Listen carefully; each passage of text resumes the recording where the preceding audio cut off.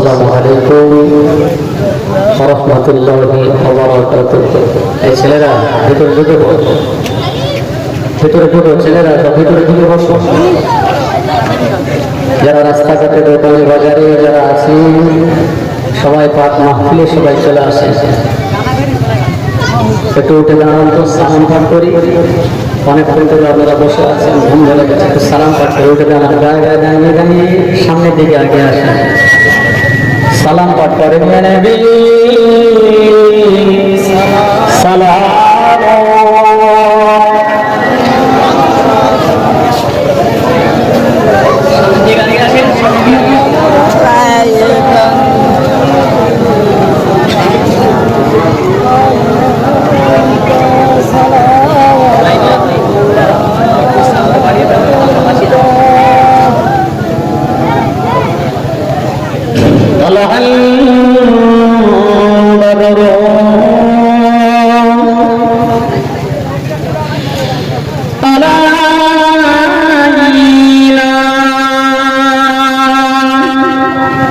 من سيئات وداعي وجب الشكر علينا ما بدا لله عاجدا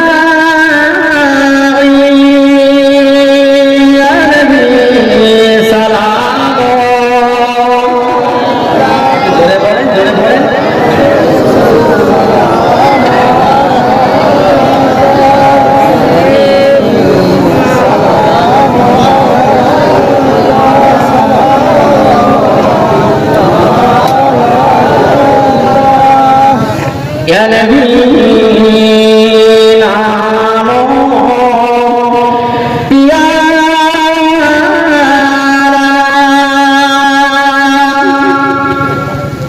يا رسول نام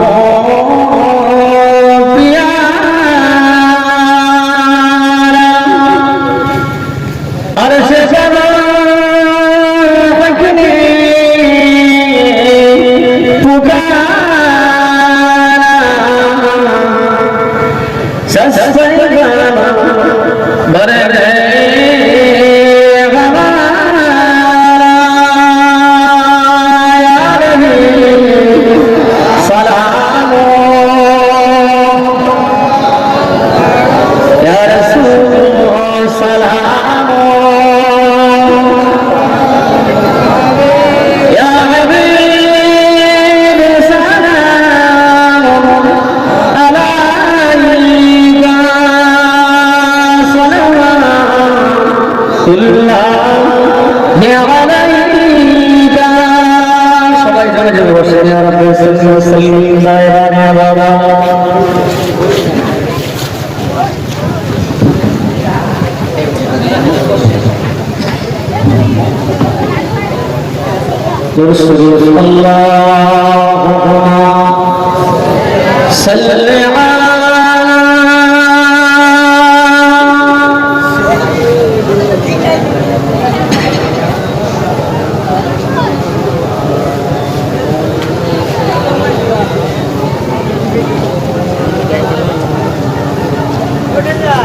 বাবা আমার আগে আমার ভাই যারা মোহাম্মদ মৌলানা তরিকুল ইসলাম ভাই খুব গুরুত্বপূর্ণ আলোচনা করেছে। আমি তো আপনাদেরই ঘরের ছেলে, আমি তো আপনাদেরই একেবারে কাছাকাছি মানুষ। অল্প সময় সংক্ষিপ্ত সময় নিয়ে আমি আপনাদের কাছে এসেছি, একটু আলোচনা করি, একটু বসে আমার পরে যা ভাইজান হুজুর আছে তিনিও আল্লাহ পাক তাকে আনিয়েছে। একটু ধৈর্য ধরে এখনই ভাই আমার আসবে, একটু প্রাণ করে দেখি উচ্চ আওয়াজে, গলার আওয়াজ ছাড়িয়ে যত আওয়াজ আছে একটু উচ্চ আওয়াজে শরীফ আল্লাহ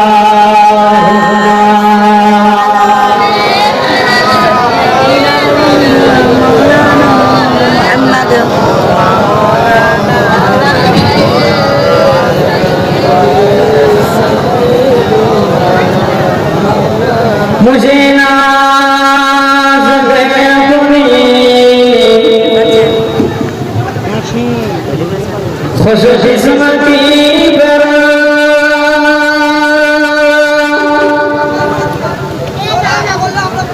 मेरे नाम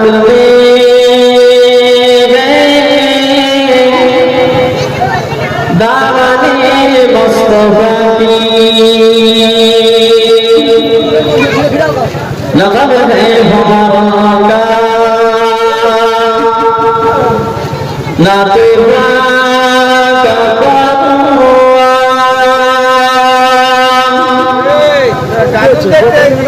मैं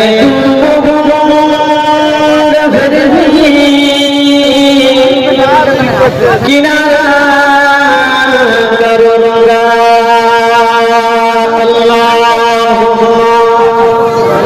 सल्ले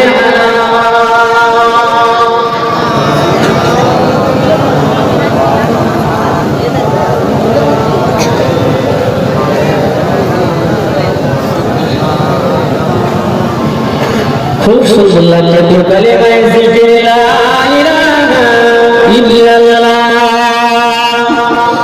ला इलाहा इल्लल्लाह ला इलाहा इल्लल्लाह मुहम्मदुर रसूलुल्लाह हस्बी रब्बी जल्लल्लाह माफ़ी क़ल्बी ग़ैरुल्लाह मुहम्मद सल्लल्लाह हक़ ला इलाहा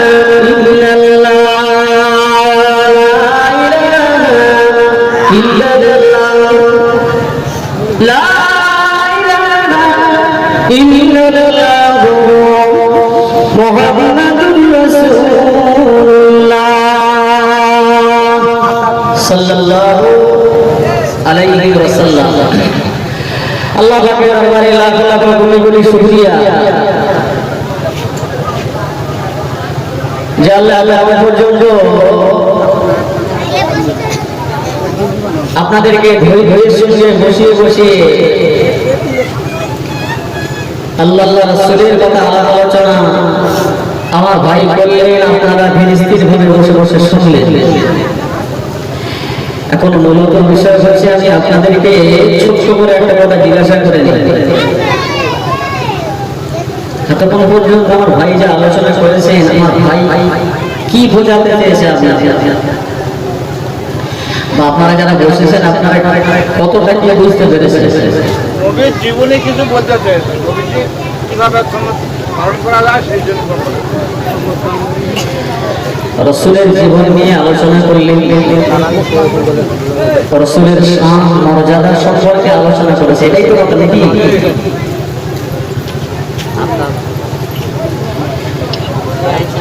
হয়তো আপনাদের কথাটা বললে পরে ভুল হবে না, একটু লক্ষ্য রাখুন। আমি একটা কথা বলি, আর আমরা যারা বসে আছি এই ছেলেরা এদিকে দেখো, আমরা যারা এখানে বসে আছি আমরা মুজাদ্দিদুল জামান দাদা হুজুর পীর কেবলা রাহমাতুল্লাহ আলাইহি মতাদর্শের মানুষ তো নাকি সবাই? এক সকলে তো? বাহ বাহ, মাশাআল্লাহ।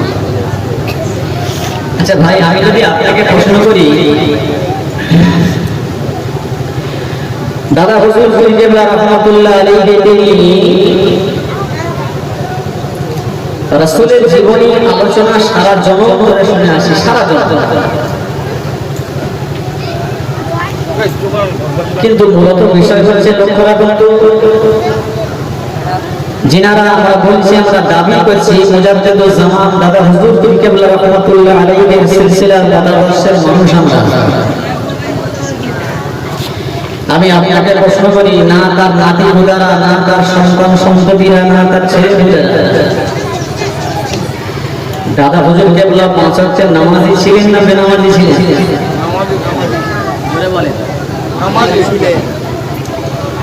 এইবারে দাদা হুজুর কেবলা যদি 5 ওয়াক্তের নামাজি যদি হয়, একটু আগে যে আমরা স্বীকার করলাম দাদা হুজুর কেবলার মতাদর্শের মানুষ, এইবারে বলুন তো দাদা হুজুর কেবলার মতাদর্শের ভিতরে আমরা আছি কি নেই? আছি। মনে করবেন আমি নামাজ পড়ি না, নবী দিবসের মাহফিল দেওয়া হারাম নাজায়েজ বিষয়টা না, নবী দিবসের মাহফিলটা হারাম নাজায়েজ পৃথিবীর কারোর বাবার ক্ষমতা নেই বলা। কিন্তু আমার মূলত বক্তব্য হচ্ছে নবী দিবসের মাহফিলের একটা মাহফিলের খরচ 1 লাখ টাকা 2 লক্ষ টাকার মতো একটা মাহফিল নাকি? এই নবী দিবসের মৌসুমে আল্লাহ বিভিন্ন জায়গায় আমাদেরকে নিয়ে যাচ্ছে, আপনাদের দোয়া বাবার কাছে দেখছি বিরাট খরচের একটা বিরাট কাজ। এবার একটু ঠান্ডা মাথায় বলে আখেরি জামানার নবী নূর নবী জনাবে মুহাম্মদুর রাসূলুল্লাহ সাল্লাল্লাহু আলাইহি ওয়াসাল্লাম যার সামনে রেখে যার উদ্দেশ্য করে আজকে নবী দিবসের মাহফিল, আমরা যারা বসে আছি ওই নবীর উম্মত না সকলের উম্মত তো নাকি? মাশাআল্লাহ। এইবার লক্ষ্য রাখুন যে নবীর উম্মত হিসেবে মাহফিলে বসলাম, 2 লক্ষ টাকা বাজেট খরচ করে নবী দিবসের মাহফিল দিলাম, আমার সেই আখেরি জামানার নবী তিনি নামাজি না বেনামাজি? আমার বুঝতে পারছেন, হচ্ছে কিছু বুঝতে পারছেন নাকি না? একটু হবে দিতে লাগবে কেন বলেন? দেখবেন বাচ্চাদের যখন পেটে যখন কৃমি হয় না, পিছন রাস্তা যখন চুলকায় মায়েরা ওই কালমেঘের পাতা যখন বেটে নিয়ে যখন বড়ি করে হোক আর রস করে বাচ্চা ছেলেরা যখন খাওয়াতে যায় দেখবেন খেতে চায়, কিন্তু জোরপূর্বক যদি গালের ভিতরে দিয়ে যদি দেওয়া যায়, ঢুকিয়ে দেওয়া যায়, যদি ওই বাচ্চা যদি একবার ঢোক যদি মারে ওপারে যদি পার করে দেয়, প্রচুর কৃমি পেটের ভিতরে যে কৃমিগুলো থাকে মরবে না? সর্বপ্রথম বলছি আখেরি জামানার নবী উম্মত আমিও দাদা হুজুর কেবলার সিলসিলার গোলাম আমি, তবু আমি কেন বলছি আপনাদেরকে বোঝানোর জন্য। এবার দুনিয়াতে সমাজের মাটিতে রাসূলুল্লাহ যতদিন বেঁচে ছিলেন,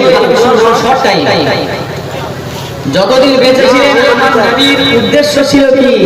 90 নম্বরে আমার রাসূলের উদ্দেশ্য ছিল কি? ওয়াজ অনেক মনে আসছে, অনেক ওয়াজ আছে, কিন্তু ওয়াজ করার টাইম নেই, তবু একটু আলোচনা করে যাই। আমার রাসূলের উদ্দেশ্য হলো এটাই, এই মক্কার মানুষেরা, মদিনার মানুষেরা, তোমরা এক বাক্যে পড়ে নাও কালিমা লা ইলাহা ইল্লাল্লাহু মুহাম্মাদুর রাসূলুল্লাহ সাল্লাল্লাহু আলাইহি ওয়াসাল্লাম। নেই কোনো মাহবুব আল্লাহ ছাড়া, নেই কোনো উপাস্য আল্লাহ ছাড়া, মুহাম্মাদুর রাসূলুল্লাহ, আমি হলাম আল্লাহ পাকের প্রেরিত পয়গম্বর, আমি হলাম আল্লাহ পাকের নবী। এই কথার উপরে তোমরা ঈমান আনো। রাসূলের সাহাবীরা যারা ঈমানের ঘরে জন্ম ছিল, বিদিনের ঘরে জন্ম ছিল, তারা রাসূলের এই কলেমা পড়বার পরে, আল্লাহর নবীর হাতে হাত দিয়ে ঈমানের কলেমা পড়বার পরে একটা সাহাবীর জীবন, পৃথিবীর কোন আলেমের ক্ষমতা আছে যে একজন সাহাবী যে রাসূলের হাতে কলেমা পড়ে মুসলমান হবার পরে একটা ওয়াক্তের নামাজ ছেড়েছে? আছে? আছে? সব কথা বলছে, নবীর আব্বা চলে গেল, মা চলে গেল, আমার নবী লালিত পালিত হয়েছিলেন কার বাড়িতে? জানা আছে না? কার বাড়িতে বলুন তো? জোরে বলে আবু তালেবের বাড়িতে। কিন্তু আবু তালেব আমার নবীকে যতটা সাহায্য করার দরকার ছিল ইসলামের খাতিরে সব সাহায্য করেছিলেন, কিন্তু আমার নবীর হাতে বায়াত হয়ে কলেমা পড়ে মুসলমান হয়েছিল কি? যার কারণে রাসূলুল্লাহ বলেছে, চাচা আপনি আমার উপযুক্তভাবে আমাকে সহযোগিতা করেছেন, কিন্তু আপনি আমার হাতে ঈমানের কলেমা পড়েননি, আমি রাসূলুল্লাহ সাল্লাল্লাহু আলাইহি ওয়াসাল্লাম আমি আপনাকে বাঁচাতে পারব না।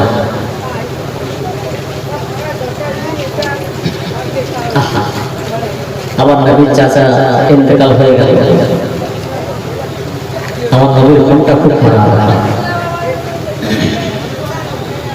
আল্লাহ নবী আবার চিন্তা করছে যে মানুষটার ঘরে 20 থেকে 22টা বছর যাবত আমি লালিত পালিত হলাম, সেই চাচাকে আমি ইমানের কলেমা পড়াতে পারলাম না। একদিকে রাসূলুল্লাহ মুআজিজা, অপর দিকে রাসূলুল্লাহর চেষ্টা, এটা লক্ষ্য রাখা। আল্লাহ নবী খুব মনের থেকে দুর্বল হয়ে গেল, খুব চিন্তা করে গেল যে আমি আমার চাচার ঘরে কি ইমানের কলেমার বাতি জ্বালাতে পারবো না? ইমানের বাতি কলেমাকে আমি জ্বালাতে পারবো না, খুব চিন্তা করতেছে। একদিকে রাসূলুল্লাহ ইন্তেকাল হয়ে গেছে, তার একটা রাসূলুল্লাহ চাচা ইন্তেকাল হয়ে তার শরীরে একটা জ্বালা, অপর দিকে কলেমাটা আমি পৌঁছাতে পারবো না, ওই বাড়িতে আমি কলেমার বাতি জ্বালাতে পারবো না, কি হবে না আল্লাহ? তো আমার ভাই জানেরা, সোনা মানিকারা, কলিজা টুকরারা, আমার নবী হাবিবুল্লাহ জনাবে মুহাম্মদ রাসূলুল্লাহ সাল্লাল্লাহু আলাইহি ওয়াসাল্লাম, নবী আমার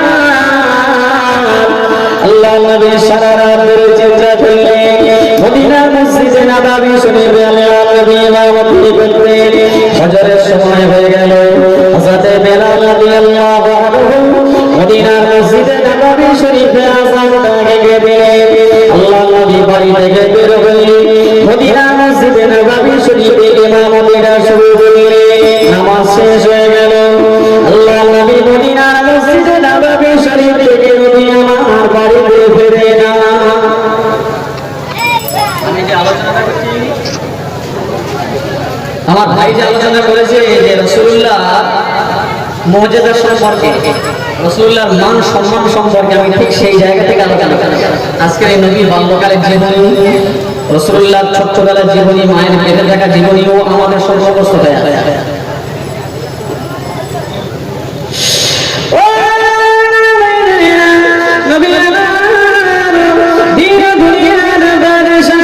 হাবিবুল্লাহ নবী জনাবে মুহাম্মদ রাসূলুল্লাহ সাল্লাল্লাহু আলাইহি ওয়াসাল্লাম, আল্লাহ নবী এবারে মদিনার মসজিদে নববী শরীফ থেকে গুটি গুটি পায়ে হেঁটে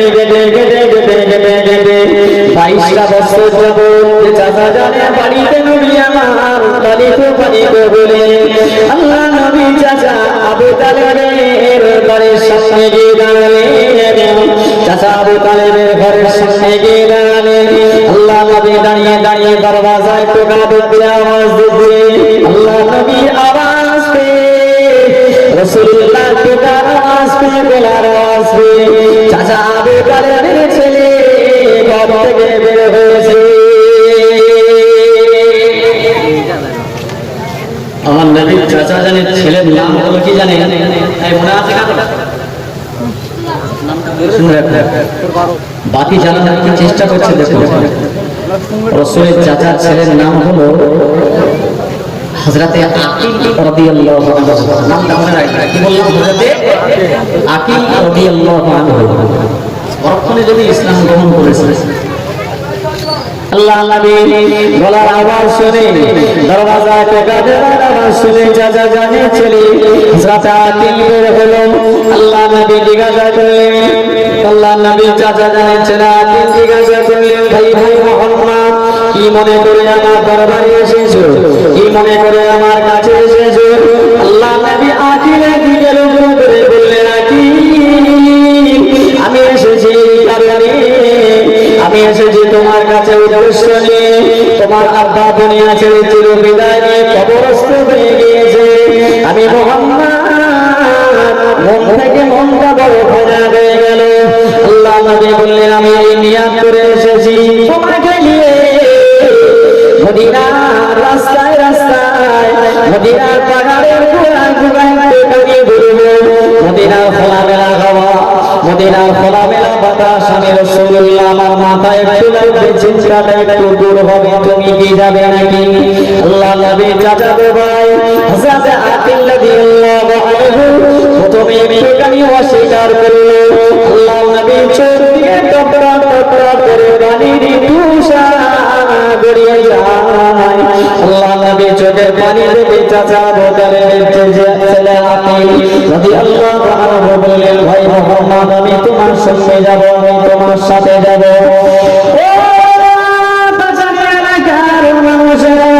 সারা জনম ধরে তুমি নামাজ যদি না পড়ো, সারা জনম ধরে তুমি যদি রোজা যদি না রাখো, তুমি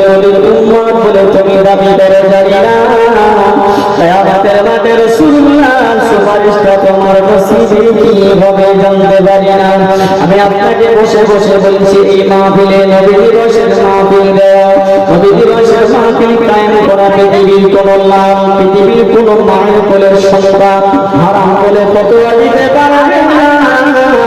তবে আমি আপনাকে বলছি এরকম নবী দিবসের মাহফিল যদি হাজার যদি দেন, নামাজ যদি না পড়ে আপনার নসিবে রাসূলুল্লাহর সুপারিশ হবে না।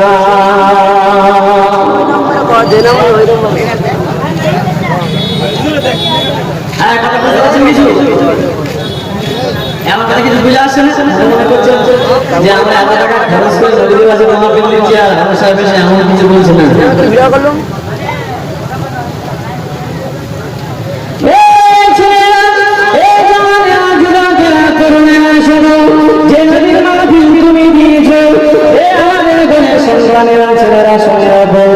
তোমাদের নসিবটা কত বড়, তোমাদের নসিবটা কত বড় বলো তুমি কি জানো? আল্লাহ নবীর উম্মত তুমি হয়েছো, তাই তুমি আমার আল্লাহ পাকের জান্নাতে তুমি দাবিদার হয়ে আছো। বলো সুবহানাল্লাহ। আল্লাহ নবী আল্লাহ নবীর সামনে আল্লাহ নবীর সামনে বের হলে আল্লাহ নবীর সামনে গাঁটে গাঁটে এগিয়ে যায়। আল্লাহ নবীর পিছনে পিছনে আকিল গুলি গুলি পায়ে গাঁটে কিছুটা রাস্তা যাবার পরে আকিল নবী আল্লাহ বললো আকিল নবী আল্লাহ একটুখানি খরচ করতে লাগলো। আকিল নবী আল্লাহ নবীকে দেখে বললেন,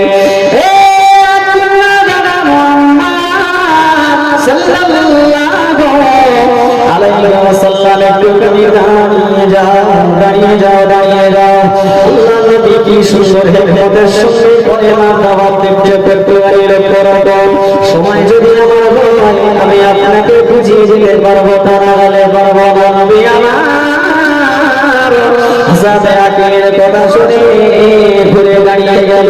কি হয়েছে ভাই আকিল? ইয়া রাসূলুল্লাহ, ইয়া হাবিবাল্লাহ, আমি আকিল আর হাঁটতে পারি না, আমি আকিল আর চলতে পারি না, আমি আকিল আমার জবানটা শুকিয়ে যায় মরুভূমির উপরে। এখানে কোনো পুকুর নাই, কোনো কুয়া নাই, কোনো কল নাই, কিছু নাই, পানি দেখতে পাই না। তবে আমি আকিল মনে হয় আর কিছুক্ষণ পরে আমার কলিজাটা পিপাসায় ফেলে যাবে। ইয়া রাসূলুল্লাহ, ইয়া হাবিবাল্লাহ, আমি আকিল বলছি আমার জীবন বাঁচাতে গিয়ে এই মরুভূমির উপর দিয়ে আমাকে একটুখানি পানির ব্যবস্থা করুন।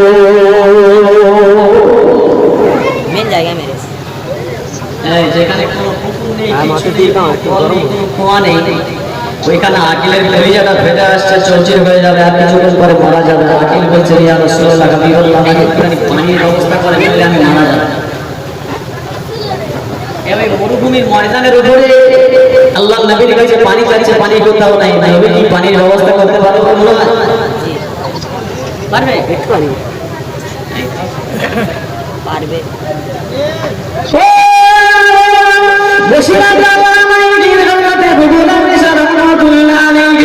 তিনি কিতাবের ভিতরে লিখেছেন, কোরআন শরীফের আয়াতটা পড়ি, ইন্নামা আনা বাশারুন মিথলুকুম ইউহা ইলাইয়া আন্নামা ইলাহুকুম ইলাহুন ওয়াহিদ। এই কোরআন শরীফের আয়াতের ব্যাখ্যাটা যদি কোন ইমাম সাহেব করতে গিয়ে যদি তার আকীদা যদি এটাই হয়, নবী আমার মতো মানুষ, নবী বিয়ে করেছে, নবী খাওয়া দাওয়া করেছে, নবী পেশাব পায়খানা করেছে, নবীর সন্তান সন্ততি আছে, নবী আমাদের মতো বলে তারপর আল্লাহ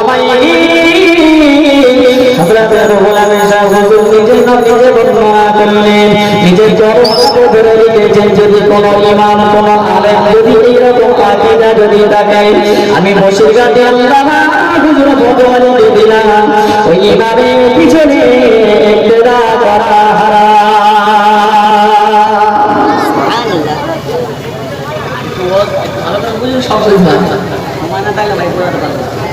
এই বাসানের মানুষের এলাকার মানুষেরা যারা আমাদের সময় দিলে তবে ইঞ্জিনটা গরম হয়ে লাইন লাগে। আমি সরাসরি ওয়াজের ভিতরে আমি লিখেছি, তবে কতটা সময় পাবো জানি না।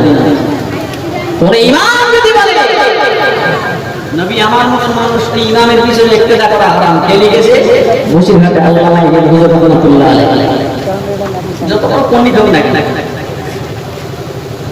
ইয়া রাসূলুল্লাহ ইয়া হাবিবাল্লাহ, হুজুর নবী মাফ করো, হুজুর কলিজাটা আমার ফেটে চৌচির বেরাবে, আমি আর করতে পারছি না, চলতে পারছি না, আপনি একটু পানির ব্যবস্থা আপনি আমাকে করুন। নবী আমার করে ছোটে পানি মুছিয়ে গেছে, বললেন ভাইয়া কি, ও ভাইয়া কি, এই মরুভূমির ময়দানে কোনো জায়গায় পানি নাই, কিচ্ছু নাই, আমি তোমাকে কি দিয়ে তোমাকে পানি দেব, আমি তোমার কোথা থেকে পানির ব্যবস্থা করবো। আকিল রাদিয়াল্লাহু আনহু বলে বর্ণনা করলেন, আমি দাঁড়িয়ে দাঁড়িয়ে দাঁড়িয়ে দাঁড়িয়ে আবার নবীর দিকে চটচট করে আমি কাঁদতে লাগলাম, ইয়া রাসূলুল্লাহ ইয়া হাবিবাল্লাহ, আমি ইন্তেকাল হয়ে যাব, মারা যাব, মরে যাব, আপনি আমাকে একটু পানির ব্যবস্থা করুন। নবী পাকের অন্তরে মায়া লেগে গেল, দয়া লেগে গেল। আল্লাহ নবী আকিলের দিকে লক্ষ্য করে বললেন, ও মায়া কি, ও মায়া কি, লক্ষ্য করে দেখো ওই জঙ্গলের উপরে, পাহাড়ের উপরে বড় বড় পাথর আছে, ওই পাথরের কাছে গিয়ে তুমি দাঁড়িয়ে দাঁড়িয়ে দাঁড়িয়ে দাঁড়িয়ে আমি নবী মুহাম্মদুর রাসূলুল্লাহ সাল্লাল্লাহু আলাইহি ওয়াসাল্লামের দিকে আঙুলটা বাড়িয়ে আমাকে সাক্ষী দিয়ে পাথরের কাছে গিয়ে তুমি পানি চাও, আমি মুহাম্মদুর রাসূলুল্লাহ বলছি ওই বাগানের পাথরগুলো তোমাকে পানি দান করবে। সুরে বলা গেল সুবহানাল্লাহ। কে পানি দান করতে বাবা? পৃথিবীর হুজুররা যদি পাথরের কাছে গেলে পানি দেওয়া হবে, কোন পীর, কোন মোবাল্লিগ, কোন মুর্শিদ হবে কি?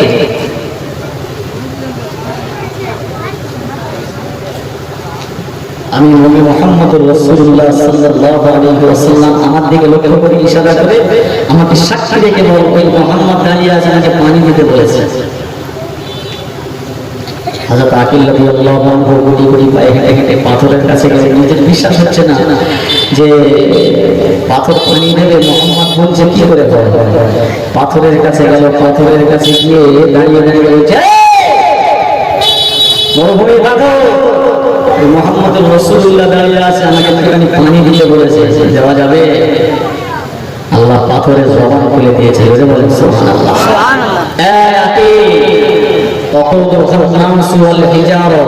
জাহান্নামের ভয়ে আমরা পাথর কেঁদে কেঁদে কেঁদে কেঁদে পাগল হচ্ছি। এই কেঁদে কেঁদে আমাদের ভিতরের পানিগুলো শুকিয়ে আছে, তবে সামান্যতম পানি আছে, সামান্যতম। তবে আকিল তোমার মতো নাদানকে দিতাম না, যেহেতু তুমি যাকে সাক্ষী করেছিল মুহাম্মদুর রাসূলুল্লাহ, আরে ওরই ওসিলায় তো আল্লাহ আমাদেরকে বানিয়েছে, তাই মুহাম্মাদের দিকে লক্ষ্য রেখে আঙুলটা বাড়িয়েছে। ওই মুহাম্মাদের সম্মানার্থে তোর জীবন বাঁচানোর তাগিদে গাল হা কর, একটুখানি গালটা হা কর, তোমরা পাথর তোর গালের ভেতরে একটুখানি পানিটা ঢেলে দিই, বলে বলে সুবহানাল্লাহ। পুরানো বেঈমান মনে মনে ভাবতেছি যে যাকে মদিনার সবচাইতে খারাপ মানুষ ভাবতাম, সেই মানুষটা পাথরের দিকে ইঙ্গিত করলো, তার কথাকে সাক্ষী রেখে পাথর পানি দিল। আখিরি জামানার নবী হবে, এ অন্য কেউ হবে না। আবার মনে মনে হচ্ছে না, এত তাড়াতাড়ি ওর হাতে ভায়া দাও, এত তাড়াতাড়ি ওর হাতে স্বীকারোক্তি করে নিয়ে ইমানের কলেমাকে মদিনার মানুষ বলবে কি? আমি এখন করবো, বাড়িতে চলে গেল। আল্লাহ নবীর মনটা খারাপ হয়ে গেল। আল্লাহ নবী বলছে, আকিল চলো ঘরে ফিরে। চলো চলো চলো। রাসূলুল্লাহ সব কথা বলছে। রাসূলুল্লাহ সারাদিন চিন্তা করতে, আহারে 22টা বছর যে চাচার ঘরে আমি মানুষ হলাম, আমি এত বড় মুজিজা আমার কাছ থেকে দেখলো, আমার হাতে ইমানের কলেমা পড়লো না, আর কত পড়বে? সারা রাত ধরে আল্লাহর দরবারে কাঁদতেছে, আমার চাচার ছেলেকে কি আমি কলেমা পড়াতে পারবো না? মুসলমান কি হবে না? পরে পরে সকালবেলায় আবার ঠিক একই টাইমে হযরত আকিলের দরবাজার কাছে গেছে। আকিল একটুখানি বের হও, আজকেরও একটুখানি মদিনার রাস্তা রাস্তা একটুখানি বাড়াবো। এই ছেলেটা কি হিম্মত দেখা, একদিকে রাসূলের মুজিজার সম্মান, অপরদিকে কলেমাটা কিভাবে দাওয়াত দিচ্ছে, মানুষ কলেমা করে মুসলমান হোক, মানুষ নামাজি হোক, মানুষ পরহেজগার হোক, এই চিন্তা ভাবনা করে আমার রাসূল কি হবে, হিকমতের সঙ্গে আমার রাসূল যাচ্ছেন। দেখুন আল্লাহ নবী দুনিয়ার বাদশা হাবিবুল্লাহ জনাব মুহাম্মদ রাসূলুল্লাহ সাল্লাল্লাহু আলাইহি ওয়াসাল্লাম নবী আমার পরে দিন সকাল বেলা উঠে হযরত আকিলের কাছে গিয়ে বললেন, ভাই আকিল একটু গাড়ি বেরাবো আমি তোমাকে নিয়ে, মদিনা রাস্তায় রাস্তায় একটু গাড়ি বেরাবো, আমি একটু গাড়ি যাবো। আল্লাহ নবী পিছন শুনলেন, হযরত আকিল রাদিয়াল্লাহু আনহু মদিনার মরুভূমির উপরে একেবারে চলে গেলেন। হাদিস পাকের ভিতরে আছে বাবা, মদিনার কোনো গাছপালা নাই, মদিনার কোনো লতাপাতা নাই, মদিনার কোনো ছায়াবাতি নাই, একেবারে ফাঁকা ময়দানে গেল। একেবারে ফাঁকা ময়দানে মরুভূমির সামনে গিয়ে আল্লাহ নবী আকিলের মুখের দিকে তাকিয়ে তাকিয়ে বলছেন, ভাই আকিল তুমি একটু দাঁড়িয়ে এই জায়গায় দাঁড়াও, আমি রাসূলুল্লাহ একটুখানি খাজা হয়ে গিয়েছে বাবা, আমার পায়খানার বের হয়ে গিয়েছে, আমি রাসূল একটুখানি পায়খানা ফিরবো। এই ছেলেরা যারা বসে আছে বলো, একটুখানি জিজ্ঞাসা করি আমার রাসূলের পেশাব পায়খানা পাক ছিল না পাক ছিল? জোরে বলেন। আপনি যে মলিছে আপনি এত আদায়, আমি এমন মানুষ পেশাব পায়খানা পাক না পাক? একটা একটা করে সব পাক পাক। আমার নবী বলছে, আকি আমার সেই ভাই আসে তকবীর নারে তাকবীর, জোরে জোরে তকবীর নারে তাকবীর। জনাব ভাইজান হুজুর কিবলা, জনাব ভাইজান হুজুর কিবলা, নারে তাকবীর, নারে তাকবীর। ভাই আমার আসছে, সময় হলো না, আমাদের তৌফিক দেয়, পরে আলোচনা হবে। একবার দরুদ শরীফ আল্লাহুম্মা সাল্লি আলা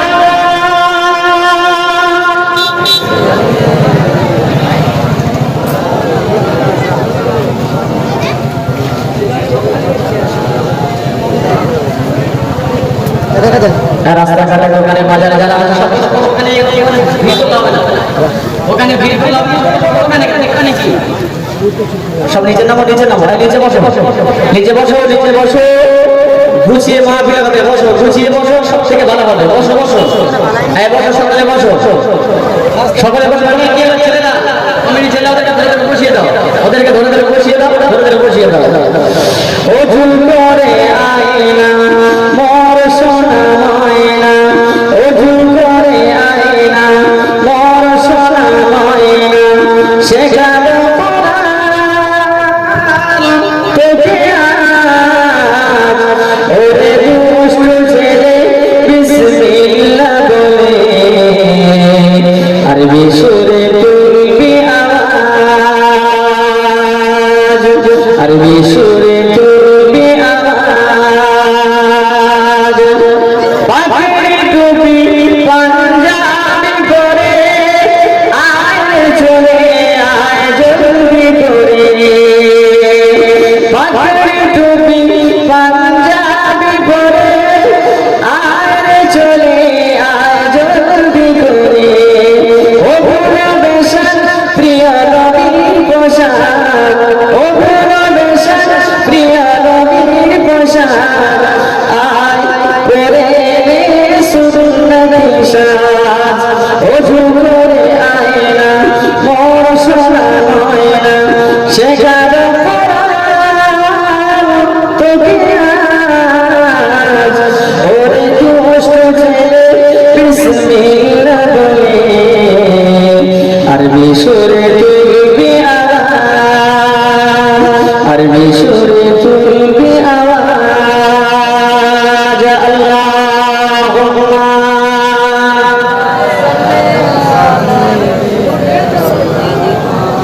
তকবীর দাও না, তকবীর কি রে চরিত্র পড় না কেন কি রাস্তাঘাটে বসো, তকবীর দাও না তকবীর। সিলসিলায়ে হক মুজাদ্দিদুজ জামান, সিলসিলায়ে হক ফুরফুরা শরীফ হিজবুল্লাহ বিশ্ব নবী দিবসের মাহফিল, পাঁচানী গ্রামবাসীদের লক্ষ্যে বিশ্ব নবী দিবসের মাহফিল, জনাব হযরত মাওলানা ইসমাইল আমিনী ভাইজান, জনাব হযরত মাওলানা ইসমাইল আমিনী ভাইজান, নারে তাকবীর, নারে তাকবীর, তারা দরুদ শরীফ আল্লাহুম্মা